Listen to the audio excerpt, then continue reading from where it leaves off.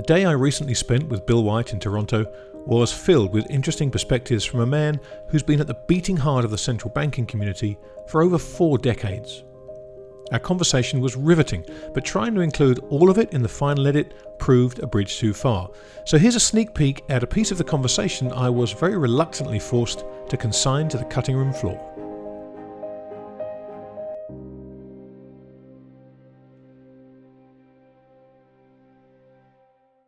It's really interesting to me, and it wasn't something I thought about, that back in the 60s, the central banks were still fixating on all the things that fixed on today. I had somehow had this rosy idea that these worries had kind of evolved over the years, but perhaps that's because what the central banks did back then wasn't in the newspapers every day. There were a group of people doing what they were doing. Yeah.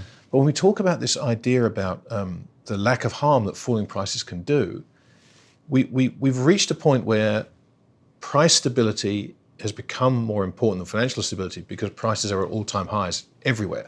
And so you have to kind of keep them there, otherwise you suffer this falling prices, falling asset prices, in a world with so much debt that this deflation has become the bête noire of the system.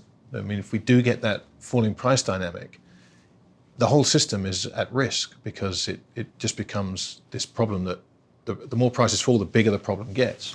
Well, you're absolutely right. And the problem essentially is that, remember, who is it? The Eagles, Heartbreak. Hotel California. Hotel California. Yeah. Relax as the night man, we are programmed to receive. You can check out any time you want, but you can never leave. You start from where you are. Yeah. Okay. And I guess what I would say is that it was the wrong policy to worry about falling prices 20 years ago or so. Okay? It was the wrong policy. Yeah. But we've done this for such a long period of time that now, as you suggest, and quite rightly, okay, we are in a situation where if you were to get, at this juncture, sharply falling prices, against the backdrop of the debts that are at the level that they've been allowed to accumulate, we would have a real problem. Yeah. So the mindset, too, that sort of says there is one answer for this problem at all times simply isn't true. Mm-hmm. You know, the system evolves, often under the influence of your own behavior.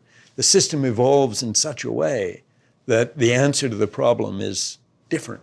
Yeah. And today, I mean, it seems to me that with the amount of debt that is accumulated out there, we do have to be very concerned about deflation in ways that we weren't concerned before.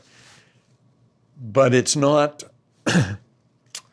it's not at all clear that by simply keeping monetary conditions ultra easy and contributing to still further leverage and still more debt, that this is a solution to the problem that you've created. It's actually just more of the same, temporizing, preventing the problem today, but potentially making tomorrow's problem even worse. More of the same. You talk about, it's funny, you use the words, the problem you've created. You know, we've created these problems. You have a natural ecosystem, and I've been reading and talking about this a lot lately, talking about this natural financial ecosystem which has developed over thousands of years. I was talking about it within the context of the gold standard, and I want to talk to you about gold because it is something that has been removed from this financial ecosystem, and it used to perform a very important part. And people will say we grew past that, which is an interesting argument.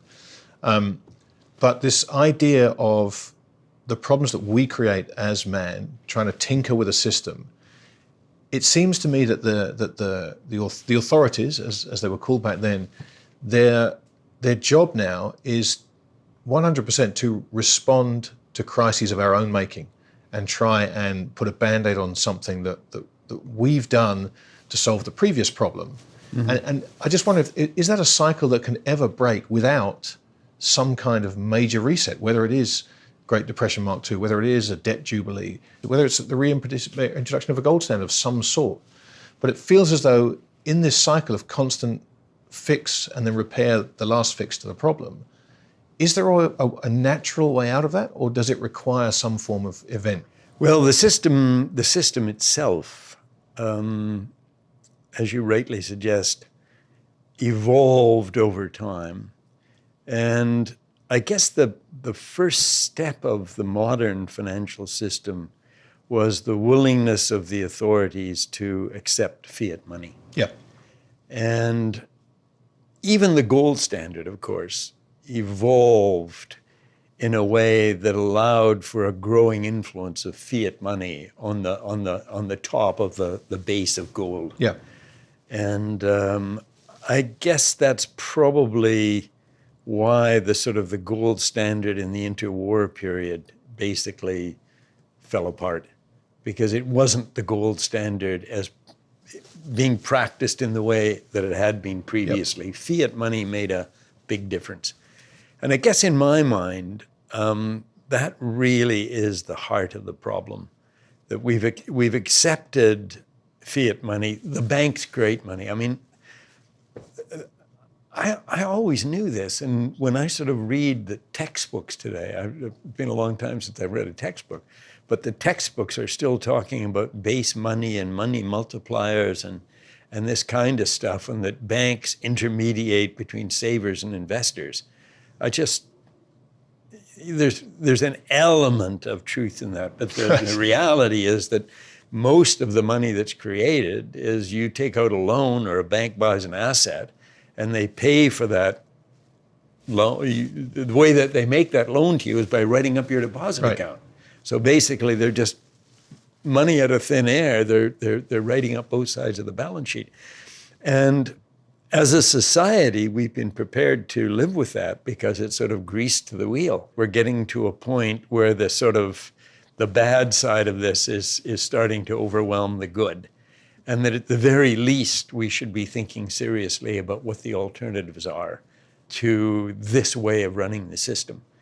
And I mean, as you're well aware, there's quite a movement afoot out there to do some fundamental rethinking. If for whatever reason, this sort of financial credit kind of cycle bursts again, our capacity to respond to it is going to be very limited, and that's on both the monetary side and the fiscal side. Yeah. Because the fiscal has done the same thing as monetary, and I used the word ratchet before.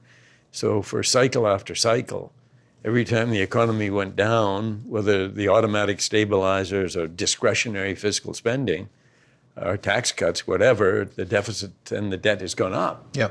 And on the upturn, we never had the symmetrical, as with monetary policy, there was an asymmetry, so that the easing on the downside was always greater than the tightening on the upside. And so the upshot is cycle after cycle, the debt levels as a ratio of GDP have been going up and up and up. And sometimes private, sometimes public. Now, how can I say, mostly private debt in the emerging markets and mostly sovereign debt in the advanced markets. Yeah. So some combination of the above. But it's left us in an uncomfortable place, both in terms of the objective situation and our sense of what we could do if the worst comes to the worst. So it's, the old joke about the guy who gets lost in Ireland. I think I know where you're going to go. But there'll be people that haven't heard it. I think a guy, he's in one of these little roads in Ireland, and they're enormously confusing, these little country roads. And he's totally lost, and he sees an old man in the field, and he says, please help me. How do I get to Dublin? And the old man looks at him, he says, well, sir, if I were you, I wouldn't start from here. Start from here, exactly. And that actually is the optimistic version of the joke. The pessimistic version of the joke is, well, sir, you can't rightly get to Dublin from here. Right. And I'm not sure where we're at in terms of the real world on that one.